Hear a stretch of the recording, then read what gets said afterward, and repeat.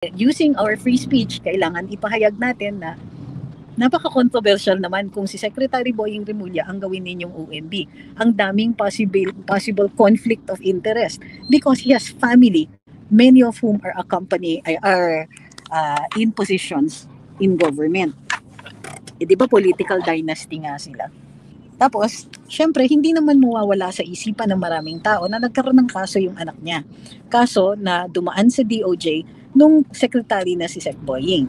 According to Secretary Remulla, hindi naman daw niya pinakialaman yung kaso ng anak niya.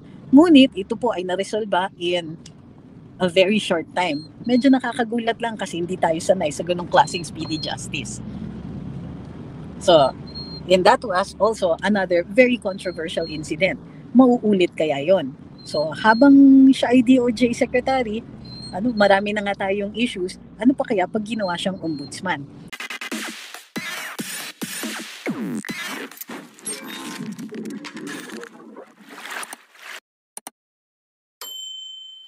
This is just to recap. Yesterday, we talked about the possibility that Secretary Boying Remulla, or Jesus Crispin Remulla, is applying for the position of ombudsman. Now, there are two reasons why this is so controversial. Number one, he comes from a political dynasty. And political dynasties means that there are many relatives who are occupying positions in government offices.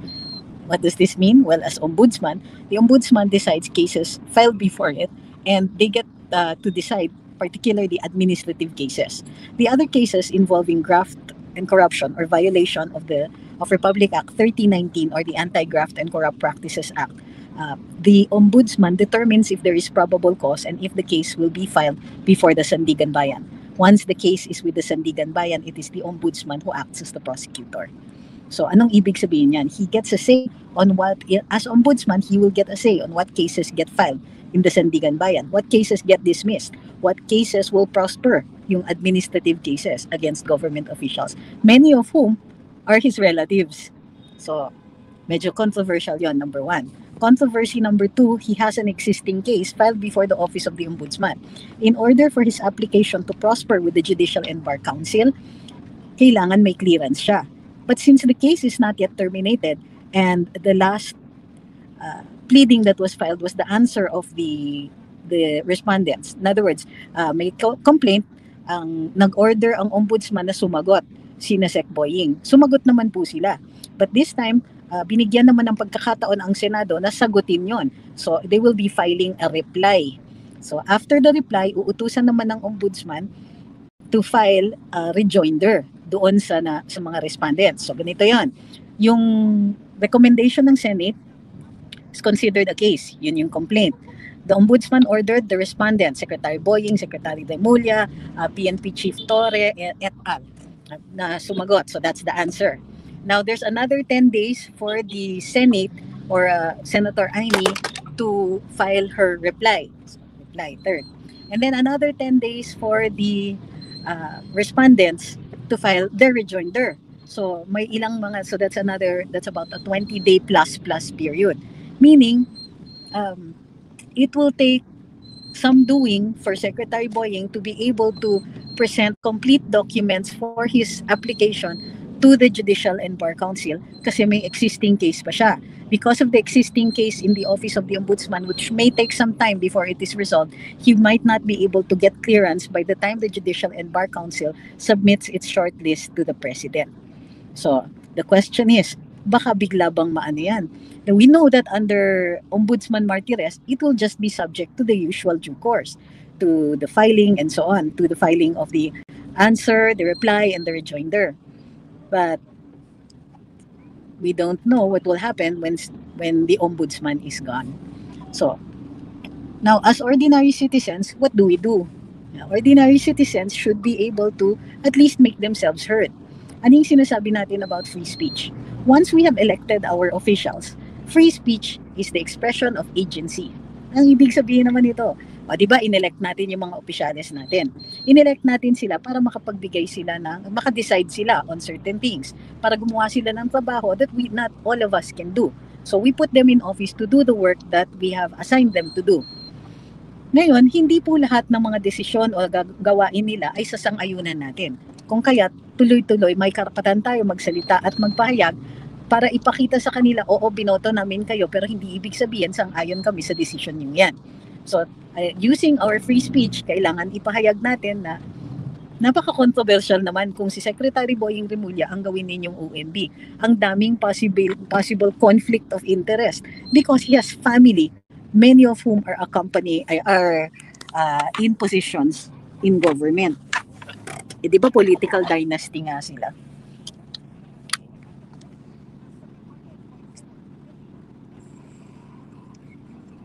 Tapos, syempre, hindi naman mawawala sa isipan ng maraming tao na nagkaroon ng kaso yung anak niya. Kaso na dumaan sa DOJ nung secretary na si Sec Boying. According to Secretary Remulla, hindi naman daw niya pinakialaman yung kaso ng anak niya. Ngunit, ito po ay naresolba in a very short time. Medyo nakakagulat lang kasi hindi tayo sanay sa ganong klaseng speedy justice. So, and that was also another very controversial incident. Mauulit kaya yon? So, habang siya ay DOJ secretary, marami na nga tayong issues, ano pa kaya pag ginawa siyang ombudsman? But here's the thing, with the Marcos administration, hindi nyo ba napapansin? Gumagawa sila ng hindi ka nais-nais ng mga desisyon. And kahit na umaangal tayo, they don't really care what we think. Basta gagawin nila yung gusto nilang gawin. Nahirapan na lang sila dun sa People's Initiative. Tandaan nyo ba? Yung People's Initiative was so unpopular na after a while, umamin, yung nung una ayaw pang umamin ng mga kongresista ang nagpapa People's Initiative. Gayon pa man, eventually lumabas din ang katotohanan. Ano pa? Impeachment ni VP Inday. Hindi naman ito sinasang-ayunan ng marami. If the surveys are to be believed, sila lang ang may gusto nun. Aksaya sa oras, aksaya sa brain cells. Sabi ni Alfred, nag-a-ambition pa siya na ganun mukhang di na maganda yung kondisyon ng health niya.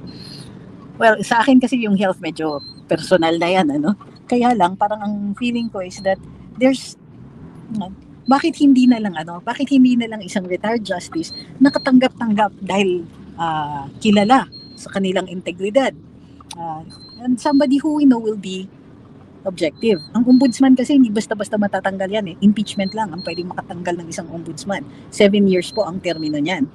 So, alam natin na ang ginagawa ng ating Pangulo ay sinisafety niya yung sarili niya. Bakit? Pag na-appoint yung tao niya bilang ombudsman, yung tao niya na halos, how do you call this? Yung, pasensya na, pasintabi na lang sa language, yung asong-aso sumunod, yun. Pasensya na dun sa salita. Hindi ko ninanais na manira. Ngunit, yun lang po ang maisip ko na adjective. So, yung ganun, yung very obedient, then malaki yung malaki yung posibilidad na ito ang rearguard action ng ating Pangulo. Ano yung rearguard action? Ibig sabihin, ito yung magpoprotekta sa kanya sa kasakaling hindi na siya yung presidente. Sabi ni Ma'am Emily, baka naman Bersamin pa ilagay as OMB po, Ma'am B, ombudsman. Okay. At least jurist, kasi in the case of Secretary Boying, pagka i-interview siya, alam natin na minsan, hindi niya masyadong inaral yung batas na pinag-uusapan niya. Minsan-minsan lang naman. Sabi ni Raymond, hindi naman yan mag-apply kung hindi nila magpapakinabangan, gagawin nila lahat para lang pabor sa kanila. Yep, totoo naman din po yan. Ano pa ba? Yung mga recently, hindi nyo ba napansin na marami silang mga decision that are so hugely unpopular, pero wala na silang ginagawa. Alam nilang ayaw ng mga tao, iniintay lang nila. Makakalimutan din yan. Parang ganun ang nangyayari. Di ba? Itong kunwari nag-cabinet revamp, nagsisinungaling lang. Pinadala nila si PRD sa Hague. After months and months and months of saying na hindi nila kinikilala yung ICC jurisdiction. O di ayan, umamin na rin si Secretary Boying Remulla nung sinabi niya na wala kasi tayong ebidensya mukhang sinira na Kaya pinaubayan na namin sa ICC. Anong ibig sabihin nun?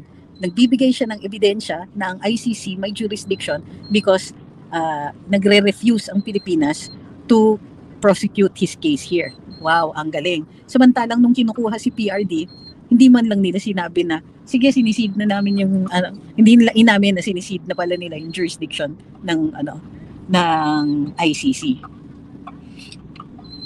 Dumadaan ba sa CA ang appointment ng ombudsman? Double check ko po, ma'am, ha? Wala kasi ako, nasa mobile po ako ngayon, hindi ko ma-check. Mamaya po, hindi ako nagkakamali. Hindi. Hindi pwedeng i-subject to political processes yung ganyan eh. Katulad nga ng sinasabi natin, dapat hindi politiko yung nakaupo. Dapat walang say yung mga politiko sa ganyan.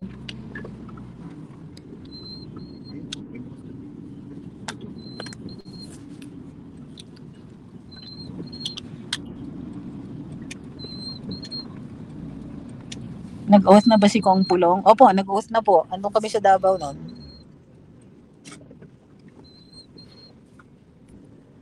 Sabi ni Dominic Luisuan, they have been doing what they want. They even violated the Constitution. Point blank. Pork barrel sa HOR. Vote buying. May pakiba. O, isa pa yan. Itong mga na pangyayari during elections. Yung itong kasalanan ni ni Chairman George Garcia, aba may pa-observer pa pala siya. Pagkatapos, babawian niya ng pribilehyo yung mga observers na maka-observe ng actual election process. Anong ibig sabihin nun? Aba, baka may tinatago. So, huwag po mag-alala. Mabilis lang po itong live natin ngayon kasi actually nag-iintay lang ako sa doctor's office. Check up lang po. But I will be back right after my check-up para tuloy-tuloy na yung live natin. Nag-live lang ako ngayon para mag-review lang nung diniscuss natin kahapon kasi grabe na talaga itong mga masyadong in our faces itong ginagawa nila. Diba? Yung parang they don't really care what we think anymore. Kaya lang sila may PCO para pagtakpan, para hindi sila masyadong halata, but in the end, they don't care.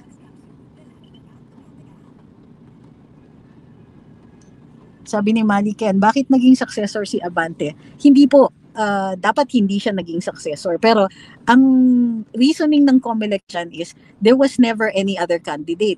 Yung kalaban ni Abante, because he did not qualify from the start, he should not have been considered a candidate. And therefore, lahat ng votes para sa kanya are considered stray votes. So, magiging number 1 si Abante. Yan ay kung hindi siya mag-succeed dun sa kanyang motion for recon or later appeal. Sabi ni Perlito, dapat i-privilege speech ni Senator Marcoleta sa plenaryo ang ombudsman. Hindi pa po nagko-convene ang BAG 20th Congress.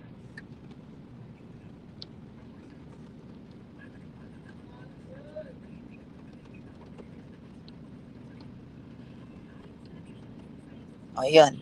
Sabi ni Sir Jonathan Camisero, no need for confirmation ng Commission on Appointments. So, ayan. So, I was right. Hindi nga kailangan talaga. Kasi nga, yung mga politicians should not be given a say in positions that are sensitive like this one sa ombudsman, who can hold the power of whether or not they go to jail. Kumbaga, who gets to determine kung kaninong kaso ang aakyat sa Sandigan Bayan, kung sino yung kanilang mga ipoprosecute. Masyado pong sensitive yan to leave it to the confirmation of politicians. Sa totoo lang, hindi ako sang-ayon na mayroon pang commission on appointments. So kung magkakaroon ng constitutional convention, isa yun dun sa ipopropose ko na baguhin nila. So, sige po, magbabalik po ako. Andiyan na ba? Wala pa. So, susunod daw ako? O hindi mo. Babalik siya. Sabi ni Batang Northern Samar, nakakadismaya talaga itong gobyernong ito. Kinukonsente ang mga ginagawa ng sangay ng gobyerno. Hindi tulad ng KPRD, tinatanggal yung mga tiwali. Totoo yan. Totoo po yan.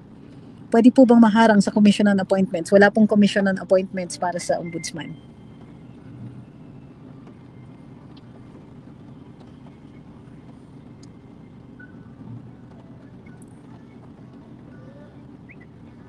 Parang nabababoy na pati constitution natin. Si Abante ang pinaboran ng COMELEC. I think gagawin nila yan kay PRD. The other reason why ang nakikita natin kung bakit ganyan klaseng tao yung i-appoint dito sa ombudsman is para kung sakasakali magically magkakaroon ng mga kaso yung mga Duterte. Mapafailan si VP Inday for whatever reason, si Kong Pulong, si Mayor Baste. This is intended to crush the opposition, to crush the critics of this government. Hindi naman yan yung intensyon ng saligang batas eh. Hindi intended yung ombudsman na maging political weapon. So, ewan ko, dito sa Marcos administration, keber lang talaga sila. So, this also indicates that dapat meron tayong paraan so that the people's will can be heard kahit paano in dangerous appointments like this one. Kasi walang power of review dito. In the exercise of discretion of the president in choosing certain officials officials, hindi yan maaaring questionin sa Korte Suprema unless may kakulangan doon sa kanyang requirements.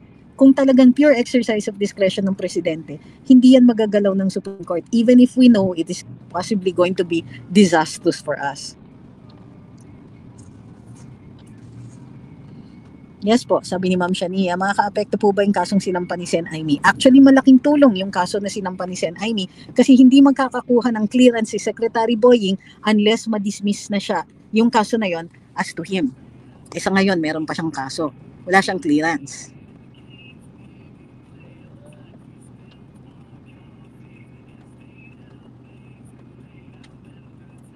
Can Remulla's legal expertise, integrity and impartiality be questioned?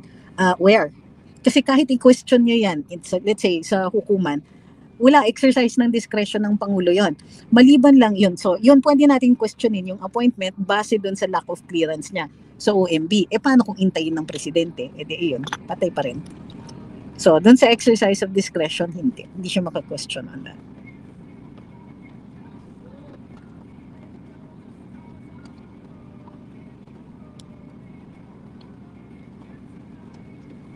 Ito pa, tama si Jonathan.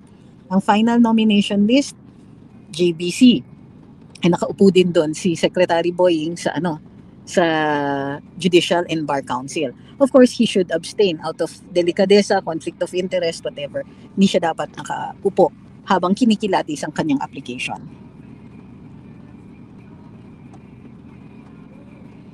Kung sakaling nakasuhan sa ombudsman, pwedeng pumanik sa Supreme Court. On what issue? Depende po sa issue.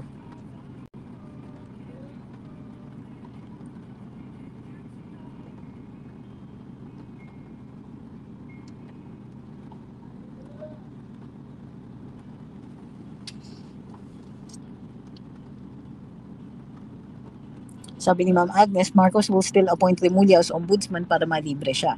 In which case, dapat pala siguraduhin natin na may mga tao na dapat ma-impeach. Ang position ng ombudsman, impeachable. Position ng presidente, impeachable. It will take, and by the way, COMELEC commissioner, impeachable din yan. Ang dami-daming problema ng bayan, pero syempre, kasalanan ni Inday lahat, kaya uunahin nila impeachment ni VP Inday. Ang problema dun sa mga tao na hindi magaling mamulitika, mabigat ang kamay. Ibig sabihin, they could have spun this, but they cannot. Kasi ang bigat nga ng kamay, halatang halata sila. So niloloko nila tayo harap-harapan. Yung kunwari na, he's the best man for the job. When the fact is, he's the best man for the job that you want them to do. That is something that we don't want you to do. Which is something we don't want you to do.